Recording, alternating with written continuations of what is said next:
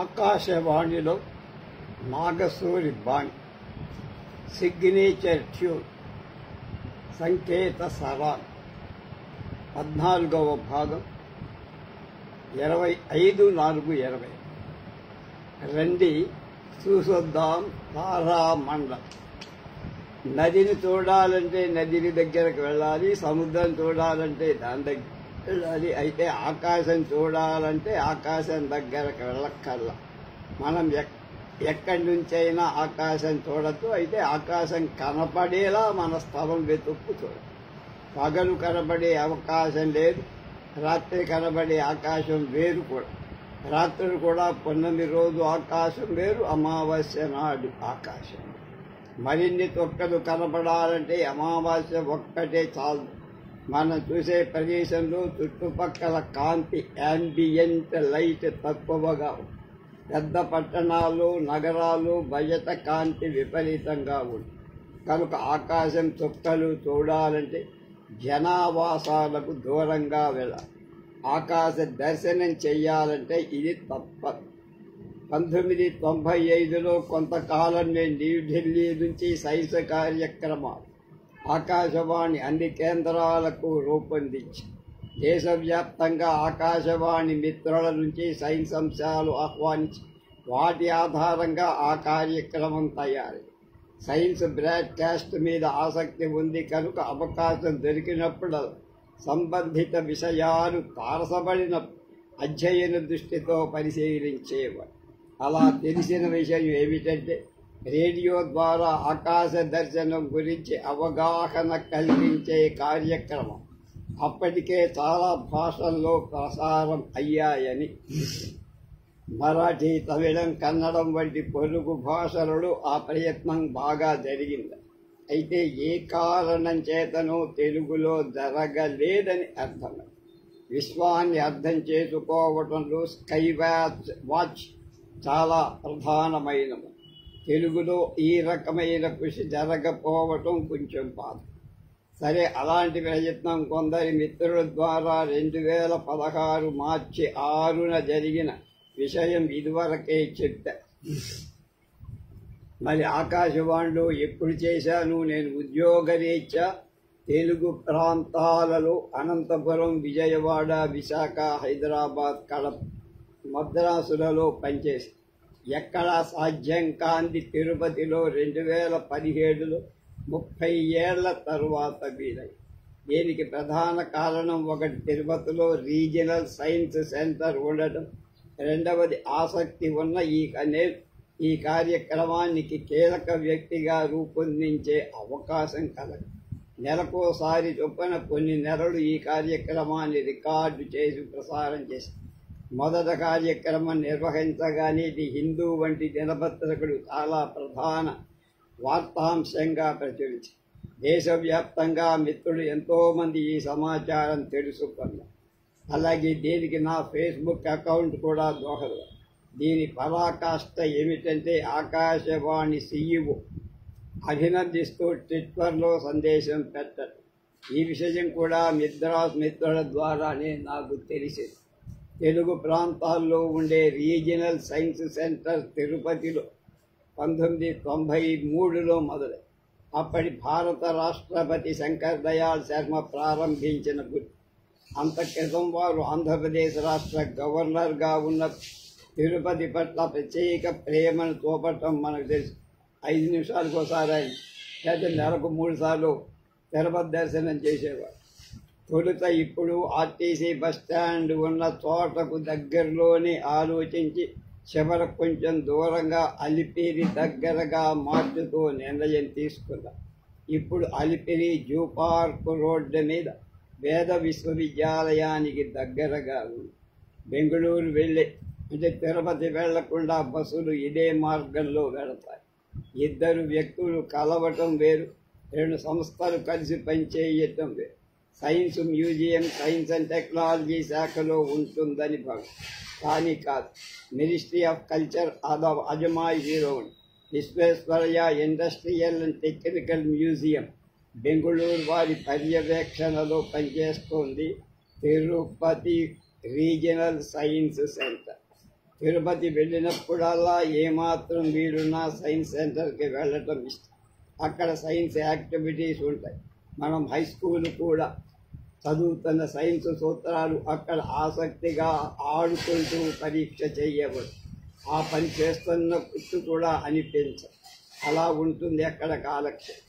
అంతేకాక బడ్జెట్ కూడా తోట చాలా విశాలంగా కంటికి ఇంపుగా ఉంది. ఈ ఆకర్షణలకు మించిన ఆకర్షణ మ్యూజియంలో క్యూరేటర్ మణికంద, తమిళనాడు కుంభకోణం వారి సొంత ఊరు. వారి ఇల్లు శ్రీనివాస రామానుజన్ ఇంటి దగ్గర. నేను స్కై బ్యాచ్ ఆలోచన చెప్పగానే ఆయన అభినందించి ఆహ్వాని, అలా రండి చూసొద్దాం తారామండలం కార్యక్రమం రూపుదిద్దు. 2 రోజులు ముందుగా ఈ కార్యక్రమానికి బాలబాలికలు తీసుకురమ్మని తిరుపతి ఆకాశవాణిలో ప్రకటన ఇచ్చేశారు. అలా రాత్రి 7:30కు సైన్స్ మ్యూజియం ఆవరణకు పిల్లలు పెద్దలు రాగానే కార్యక్రమం మొదలయ్యింది. టెలిస్కోపులో పిల్లలు చూస్తూ అడిగే ప్రశ్నలు నిపుణులు జవాబులు చెప్పారు. అలా పిల్లల ప్రశ్నలు ఎక్స్పర్ట్ జవాబులతో సైన్స్ ప్రోగ్రాం రికార్డు చేసింది కుదించి మరుసటి రోజు మంచి వ్యాఖ్యానం జోడించి శ్రోతలకు అందించేవారు. ఇది కొన్ని నెలలు సాగింది.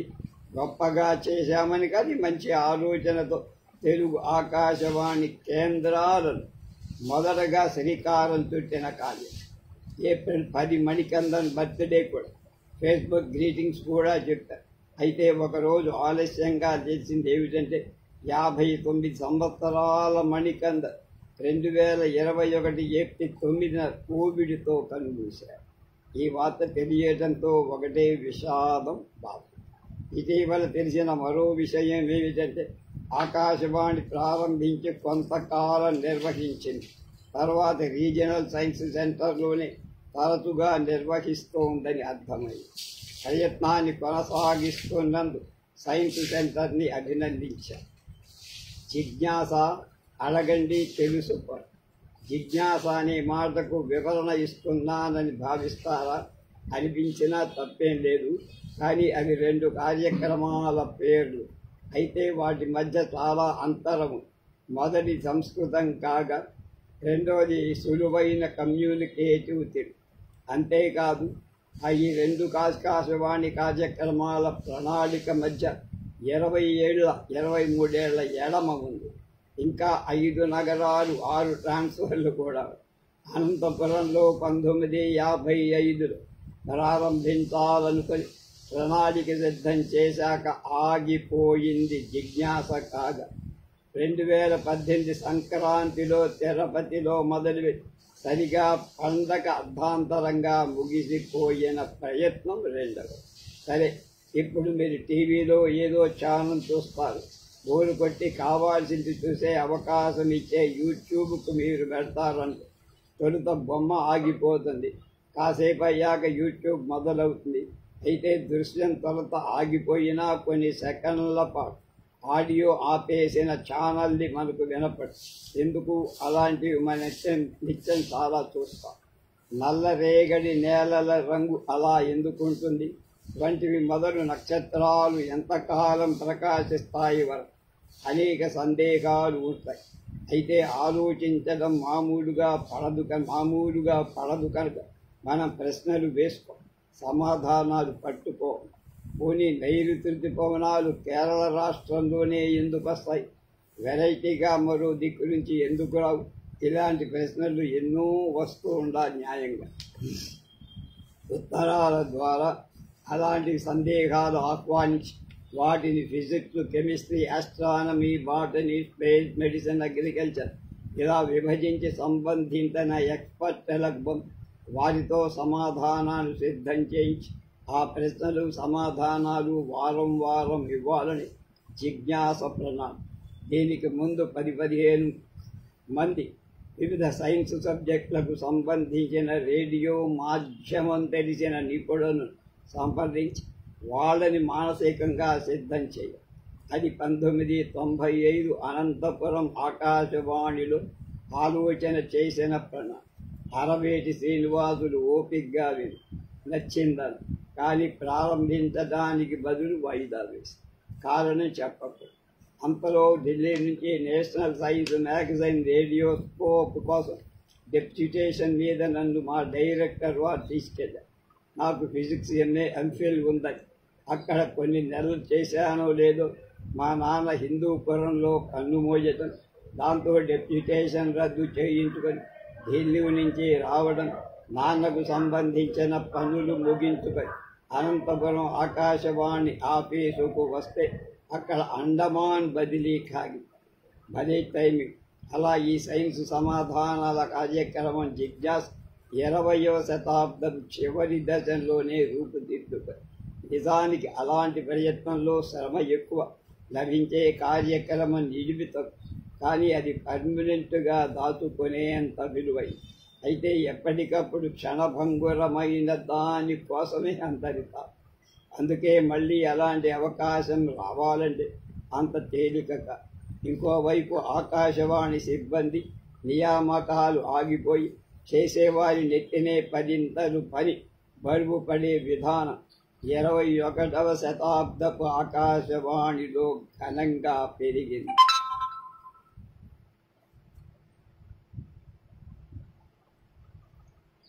అంతకు మించి అలాంటి ప్రయోగాలు చిన్న కేంద్రంలో చేయటం తేలిక. తక్కువ మంది వ్యక్తులు కనుక కంఠశోష ఎక్కువ పడక్కదే. ఈ అనుభవాల పాఠాలు కారణంగా అలాంటి ప్రయత్నం మళ్ళీ తిరుపతి ఆకాశవాణి కేంద్రంలో నేను చేరిన ఏడాదిలోనే తర్వాత ఆలోచన చేశా, కొంత విజయం సాధించా. తిరుపతికి మరీ పట్టణానికి లేని ప్రత్యేకత ఒకటి. ఎస్వి పద్మావతి సంస్కృతం, వేదిక్ వ్యవసాయం, వెటరనరీ యూనివర్సిటీలు, Ruia SVIMS regional science centre, IIT, IISER లాంటి యూనివర్సిటీలు, యూనివర్సిటీల స్థాయి సంస్థలు చాలా ఉన్నాయి. మన ఓపిక, హోంవర్క్ ఆధారంగా కృషి పని. హైదరాబాదులో అలాంటివి ఇప్పటికీ ఉన్న భారము అయిన దూరాలు ఎక్కువ. తిరుపతి ఈ కార్యక్రమం ప్రణాళిక చేసే సమయానికి సైన్స్ నేపథ్యం ఉన్న ఇద్దరు మాజీ chancellor professor TV Arunachalam, professor Rallapalli Rammurthy గారు సైన్స్ వ్యాప్తి పట్ల అభిమానంతో ఉత్సాహంగా. ఇద్దరికీ నేనంటే అభిమానం. సైన్స్ సెంటర్లో మంచి ఆడిటోరియం ఉంది. సైన్స్ సెంటర్కి పిల్లలు చాలామంది వస్తారు. రిజిస్టర్ చేయించుకున్న పిల్లల సంఖ్య కూడా తక్కువ కనుక కేంద్ర ప్రభుత్వం నిర్వహించే సైన్స్ సెంటర్లో ఆకాశవాణి సంయుక్తంగా ఈ కార్యక్రమం అడగండి తెలుసుకోండి అని ప్రణాళిక చేసి తిరుపతి పట్టణంలో అందుబాటులో ఉండే సైన్స్ నిపుణులు ఓ 20 మందితో ముడిరత్నం గారి తోడ్పాటుతో ఆకాశవాణి దగ్గరలో రాష్ట్ర భవనంలో సమావేశం నిర్వహించి కార్యక్రమాన్ని లాంఛనంగా ఇందులో మణికందన్ ఆయన సిబ్బంది తోడ్పాటు బాగా ఉంది. ఈమెయిల్ ప్రశ్నలు ఆహ్వానించి ఫోన్ ఇన్లో అనౌన్స్ చేసిన ప్రశ్నలు రికార్డ్ చేసి ఒక మీటింగ్ అరేంజ్ చేసి ఒక 3 గంటల పాటు సెషన్ రికార్డ్ చేసి తర్వాత వారానికో అరగంట పాటు ఈ సైన్స్ ప్రశ్న జవాబు ప్రసారం చేశారు. మరింత బాగా హైదరాబాద్ ఆకాశవాణిలో చెయ్యాలని 2019లో భావించారు. అది వీలు పడకముందే కరోనా కబడించి తర్వాత పదవీ విరమణ ముందుకొచ్చి అలా నా 25 ఏళ్ల ప్రోగ్రాం కళ అర్ధాంతరంగా చెత్తెక్కి 3 ఇంటర్వ్యూల మాలిక. మొదటి ప్రపంచ యుద్ధానికి రెండవ దానికి తేడా ఏమిటి? శాస్త్ర సాంకేతిక విజ్ఞాన రీత్యా అనే ప్రసిద్ధ సంపాదకుడు శ్రీ రాఘవాచారి విజయవాడ ఆకాశవాణి ఇంటర్వ్యూలో అడిగారు. అది 2000 సంవత్సరంలో ప్రవేశించాక చేసిన అనేక రేడియో ప్రోగ్రామ్స్లో ఒకటి. కానీ ప్రత్యేకమైంది. ప్రజాస్వామ్యం అనే భావన ఎలా ఒక ఆలోచనగా, సిద్ధాంతంగా కాకుండా ప్రాక్టికల్గా 20వ శతాబ్దంలో ఎలా మారుతూ వచ్చిందో పరిశీలించాలని ఒక 6 ఇంటర్వ్యూల మాలికగా ఆ కార్యక్రమాన్ని ప్రయత్నించి రాఘవాచారి చాలా గొప్ప చదువు, లోతుగా అంతరార్థం గ్రహించి తేలిగ్గా బోధపడేలా చెప్పగల దిట్ట. అయితే వారికి రాసే అలవాటు దాదాపు తక్కువ. ఆ విషయం గురించి నాకు పూర్తి అవగాహన లేదు. అది ఒక 5 ప్రసంగాలు చేయించాలని అనుకున్నా.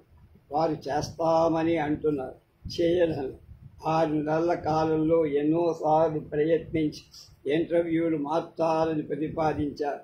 అంగీకరించి నేరుగా వచ్చి ఎటువంటి కాగితం లేకుండా చెప్పిగా విడివిగా నిడివిలో తప్పగా ప్రసంగించడం వారికి అలవాటు. అయితే ఆ ధారావాహికలో ప్రపంచ దేశాల మొదటి ప్రపంచ యుద్ధం, నానాజాతి సమితి ఆవిర్భావం, వైఫల్యం, దానికి సమాంతరంగా భారత స్వాతంత్ర పోరాటం, రెండో ప్రపంచ యుద్ధం, దానితో జరిగిన విధ్వంసం, ఐక్యరాజ్య సమితి ఏర్పాటు, భారతదేశ స్వాతంత్ర సముపార్జన, భాషా ప్రయుక్త రాష్ట్రాల ఏర్పాటు, ఆంధ్రప్రదేశ్ రాష్ట్రం, స్వాతంత్రం అనంతర పరిణామాలు, స్వాతంత్రం సాధించిన ప్రపంచ దేశాలు, 2 అగ్రరాజ్యాల ఆధిపత్య పోరాడు, ఎమర్జెన్సీ, ప్రపంచీకరణ, ఇలా చాలా విషయాలు పరిగణనలోకి తీసుకొని 5 ఇంటర్వ్యూలుగా ప్రణాళిక చేశారు. దీని గురించిన ప్రణాళిక సి రాఘవాచారి ప్రత్యేకంగా చర్చించటానికి ఒక రోజు వచ్చారు కూడా. వారం తర్వాత 2 ఇంటర్వ్యూలు ఒక రోజున అనుకొని 3 విడతలుగా చేస్తూ పోయి. అయితే భావించినట్టు అన్ని విషయాలు కవర్ చేస్తూ పోతే చివరికి 6 భాగాల ఇంటర్వ్యూ ధారావాహికమై. ఇది తెలుగు ఆకాశవాణి చరిత్రలో అపూర్వం.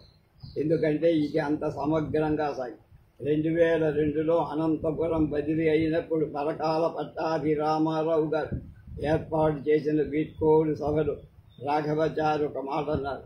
ఉషశ్రీ గారి తోడ్పాటుతో చాలా ఆకాశవాణి కార్యక్రమాలు చేశారు, కానీ నాగసూరి వేణుగోపాల్ చాలా వైవిధ్యమైన కార్యక్రమాలు చేయించారు. ఈ వ్యాసం మొదట్లో పేర్కొన్న ప్రశ్నకు రాఘవాచారి సమాధానం ఏమిటో తెలుసా? మొదటి ప్రపంచ యుద్ధం సముద్ర తలం మీద జరిగితే, రెండవ ప్రపంచ యుద్ధం గగన తలంలో జరిగింది.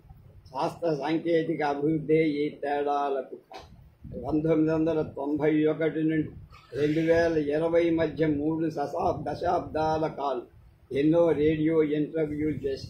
అయితే ఇది చాలా ప్రత్యేకమైన తమాషా ఏమిటంటే 5వ ఎపిసోడ్ వచ్చేసరికి మొదటి 3 మాయమైపోయాయి.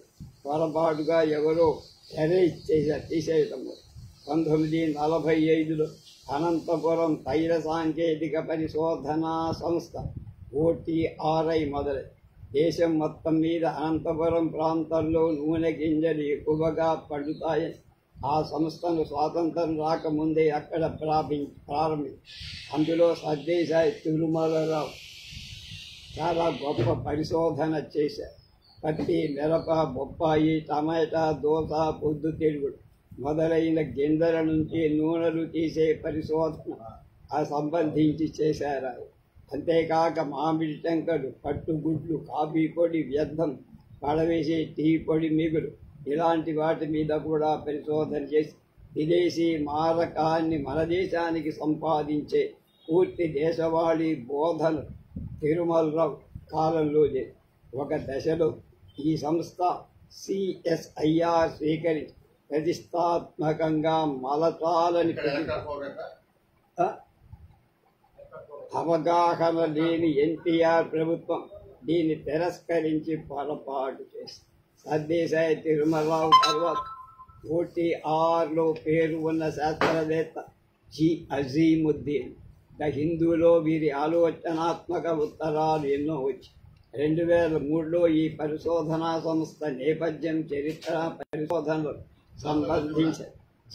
అజీముద్దీన్ గారితో అనంతపురం ఆకాశవాణి కోసం ఓ పరిచయ కార్యక్రమాల రికార్డు చేశారు. ఈ పరిచయ కార్యక్రమాలు కేంద్రంలో ఉండాలి. నిజానికి అలాంటి ప్రయత్నం చేయాలంటే పెద్ద కేంద్రంలో స్లాట్లు దొరకవు, కానీ చిన్న కేంద్రంలో వనరులలో కనుక అలాంటి సాహసాలు చేయవు. అలాంటి అవకాశం 15 సంవత్సరాల తర్వాత మళ్ళా 2018లో తిరుపతి ఆకాశవాణిలో పనిచేస్తున్న కాలంలో మదనపల్లెలో BT కళాశాల 100 ఏళ్ల ఉత్సవాలు జరిగాయి. జిడ్డు కృష్ణమూర్తి మతాలకు సంబంధించిన ప్రతీకల గందరగోళం లేకుండా జీవన సత్యాలు వివరించిన మహాత్మాత్. చిత్తూరు దగ్గర ఉండే మదనపల్లిలో ఆయన జన్మించారు. ఆయన ఫిలాసఫీతో మొదలైన స్కూల్ ఎంతో కాలంగా హార్సిలీ హిల్స్లో నడుస్తారు. ఇక్కడ కలిసి వచ్చిన విషయం జిడ్డు కృష్ణమూర్తిని బాగా అధ్యయనం చేసిన డాక్టర్ గండికోట వేదపారాయణ ఎస్పీ యూనివర్సిటీలో పదవీ విరమణ చేసి అక్కడ ఉండడం, వారితో చర్చించి 10 భాగాల పరిచయ కార్యక్రమం ప్రణాళిక చేసి జిడ్డు కృష్ణమూర్తి జీవిత విశేషాలు, ఆయన మీద ప్రభావాలు, తర్వాత మనసు, విషాదం, విజ్ఞానం, మార్పు, సమాజం, ప్రేమరాహిత్యం, కళాత్మక జీవనం, ఆలోచన, సత్యం, స్వేచ్ఛ, స్వాతంత్రం, ఇవి చాలా విషయాలపై ఆయన విశ్లేషణల గురించి ఈ ఇంటర్వ్యూల మాలికలో చర్చించాము. ఈ ఇంటర్వ్యూలు కంప్యూటర్ ఆకాశవాణిలో ప్రవేశించాక చేశాం కనుక తిరుపతి, కడప, అనంతపురం, మార్కాపురం వంటి కేంద్రాల ద్వారా అప్పుడప్పుడు ప్రసారం అవుతూనే ఉన్నాయి. ఈ 3 ధారావాహికలు నా 30 ఏళ్ల ఆకాశవాణి జీవితం ఎంతో విలక్షణమైన, అలాగే అవి బాగా ఫలించిన ప్రయోగాలు కూడా.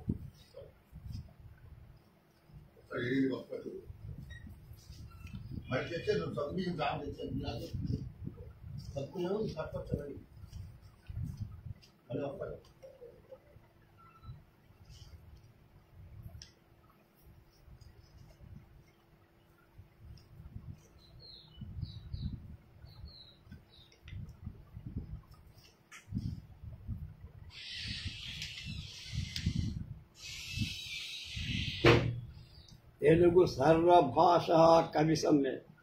ఆ మధ్య పండిట్ జవహర్లాల్ నెహ్రూ 125వ జయంతి సందర్భంగా చాలా పత్రికలు చాలా విషయాలు రాశాయి.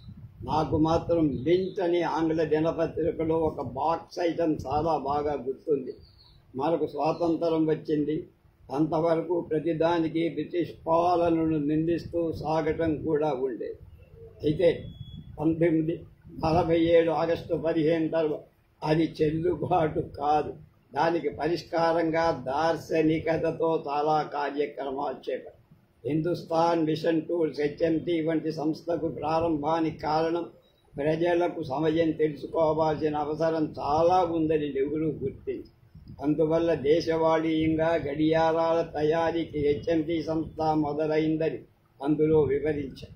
అది ఎంత అవసరమో, దీర్ఘకాలికంగా ఎంత ముఖ్యమో అప్పుడు మనం ఊహించాల. ఇప్పుడు నిజానికి ఇప్పటి సమాజానికి ఈ విషయాలు అర్థం చేసుకునే ఓపిక కానీ సహృదయత కానీ ఉండకపో. నిజానికి ఇలాంటి కృషి సర్వతోముఖమైందిగా పలు స్థాయిలలో రిపబ్లిక్గా మన దేశం ఏర్పడ్డాక వచ్చిన పెద్ద గొత్తున మార్పు. అన్ని రంగాల విషయంలో కాదు, కానీ ఆయిల్ ఇండియా రేడియో 70 సంవత్సరాల క్రితం కీలకంగా మారిపోయి క్రమంగా చాలా చోట్ల కొత్త రేడియో స్టేషన్లు వచ్చి 1950లో బివి కేస్కర్ సమాచార ప్రసార శాఖ మంత్రిగా బాధ్యతలు తీసుకున్నారు. అంతకుముందు సర్దార్ పటేల్ 2.5 ఏళ్లకు పైగా చేసి కనుమోయటంతో ఆర్ఆర్ దివాకర్ ఆ బాధ్యతలు తీసుకున్నారు. ఆయన సుమారు 2 ఏళ్లు పైన. బివి కేస్కర్ 52, 62 10 ఏళ్ల కాలం కేంద్ర సమాచార ప్రసార శాఖ మంత్రిగా పనిచేసి వ్యక్తి సాహిత్యంతో డీలిట్ పొంది స్వయంగా రచయిత కూడా అయి ఆయన Indian music problems and prospects వంటి పుస్తకాలు కూడా. ఆకాశవాణికి సంబంధించి చాలా విభిన్నమైన సృజనాత్మకమైన ప్రయత్నాలు కూడా ఆయన హయాంలో జరిగాయి. అదే సమయం ఆకాశవాణిలో సినిమా పాటలు ఆయన నిషేధించి కూడా సంచలనం రేపారు. తర్వాత కాలంలో ఆ నష్టాన్ని పూరించడానికి వివిధ భారతి పూర్తిగా సినిమా సంగీత ప్రధానమై వినోద కార్యక్రమాల రేడియో ఛానల్ మొదలు. అయితే శాస్త్రీయ సంగీతాన్ని జనసామాన్యంలోకి రేడియో ద్వారా తీసుకురావటానికి కేస్కర్ చేసిన కృషి విశేషం. ఆ దిశలో వీరు ఆకాశవాణి ద్వారా చేసిన కార్యక్రమాలు చాలా. నేషనల్ ప్రోగ్రామ్ ఆఫ్ మ్యూజిక్, వాద్య బృంద పేరున నేషనల్ ఆర్కెస్ట్రా ప్రాంతీయ భాషల్లో ప్రాంతీయ వార్తలు, national programme of talks, AIR light music unit, AIR archives, radio మాసోత్సవాలు, రేడియో సంగీత సమ్మేళనం, సర్దార్ పటేల్ మెమోరియల్ లెక్చర్స్, వ్యవసాయదారుల కార్యక్రమాలు, ఆకాశవాణి సాహిత్య సమారోహం, national programme of opera play, features, training institutes programmes, journal, గ్రామీణ కార్యక్రమాలు, విదేశీ ప్రసారాలు, పార్లమెంటు ప్రతి రోజువారీ కార్యక్రమాలు, వారాంతం సమీక్షా ప్రసంగాల కార్యక్రమం, ఇలా చాలా ప్రయత్నాలు ఈ దశాబ్ద కాలంలో జరిగాయి. వాటికి టెస్కర్ అభినందించగలరు. పలు భాషలు, పలు సంస్కృతులు, విభిన్నమైన ఆచార వ్యవహారాలున్న ఈ దేశంలో రేడియో వంటి సాంస్కృతిక విజ్ఞాన సమైక్యత వాహిని ఆ కాలంలో ఎంతో దోహదపడింది. అక్షరాస్యత సాధన, ఫలసాయం, దిగుబడి, పరిశుభ్రత, కుటుంబ నియంత్రణ వంటి విషయాలు ఆకాశవాణి చేసిన కృషి గొప్ప. అప్పటికి పత్రికలు అంతగా వ్యాప్తి చెందవు. సినిమాలకు థియేటర్ వంటి సదుపాయాలు అన్ని చోట్లకు రాల. కనుక సులువైన సమాచార వినోద సాధనంగా రేడియో 70-80ల దాకా రాజ్యమే. ఇలా 1956లో మొదలైన గొప్ప కార్యక్రమం నేషనల్ సింపోజియం ఆఫ్ పోయట్స్, తెలుగులో సర్వభాషా కవి సమ్మేళనం లేదా జాతీయ కవి సమ్మేళనం అని అప్పుడు అంతం పడి 1956 జనవరి 25 రాత్రి తొలి కార్యక్రమం ప్రారంభం. అప్పుడు ప్రసారం. ఇప్పుడు దేశవ్యాప్తంగా 22 భాషలు జాతీయ భాషలుగా గుర్తింపు పొందాయి. ఈ సంఖ్య మొదట తక్కువగా ఉండి కార్యక్రమంగా పెరుగుతూ వచ్చింది. అన్ని భాషలకు చెందిన కవులు ఈ కవి సమ్మేళనంలో హిందీకి 2, మిగతా భాషలకు 2 ఒక్కొక్కరు చొప్పున పాల్గొన్నారు. అయితే ప్రతి భాషలో మిగతా భాషల కవితా అనువాదం అనేది ఈ కార్యక్రమం విశిష్టం. అంటే తెలుగు ప్రాంతంలో తెలుగు, గుజరాతీ ప్రాంతంలో గుజరాతీ, ఒడియాలో ఒడియా, ఏకకాలంలో 22 భాషల్లోకి తర్జుమా అవుతాయి. ఏకకాలంలో అనేక భాషల రేడియో కేంద్రాలు పలు భాషల్లో నినదిస్తాయి.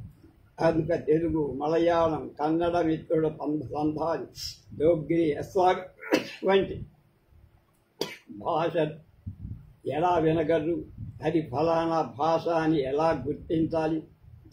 గంటన్నర పాటు సాగే ఈ కార్యక్రమం చాలా ప్రతిష్టాత్మకం. ఈ ఆలోచన 7 దశాబ్దాల క్రితంది అని గుర్తించుకుంటే దీని గొప్పతనం ఏమిటో. రాష్ట్ర రాజధాని స్థాయిలో అనువాద వ్యవహారం కూడా కీలకం. అలాంటి కార్యక్రమాన్ని హైదరాబాదులో 2009-11 మధ్యకాలంలో నాకు నిర్వహించే అవకాశం. 2011 నుంచి సర్వభాషా కవి సమ్మేళనం, అనువాదల కవిత కార్యక్రమం జనవరి 26 ఉదయం ప్రసారమయ్యేలా నిర్ణయం తీసుకోవాలని నేను దాన్ని అప్పటి ఏడీజీ కేపీ శ్రీనివాసన్ ఆమోదించారు. 2020లో కేవలం హైదరాబాద్ అనువాదకులే కాక వరంగల్, విజయవాడ, విశాఖ వంటి చోట్ల నుండి కూడా ఆహ్వానించే ప్రయత్నంగా నా సూచన అప్పటి శైలజా సుమన్ డీడీజీ శ్రీమతి శైలజా సుమన్ ఆమోదించి 2020 జనవరి 22న కార్యక్రమం పెద్ద ఎత్తున రవీంద్ర భారతిలో నిర్వహించి ఈ కార్యక్రమాన్ని మిత్రుడు చెన్నూరి రాంబాబు సమన్వయం చేసి నాకెంతో ఉత్సాహం, తృప్తి కలిగించిన ఈ కార్యక్రమం ఆకాశవాణి తెలుగు సర్వభాష కవి సమ్మేళనం. ఇది 14వ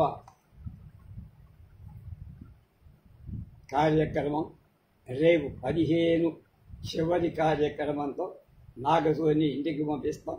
మిగతాది ఇంకొక దాన్ని ఏదో తీసుకుంటాం.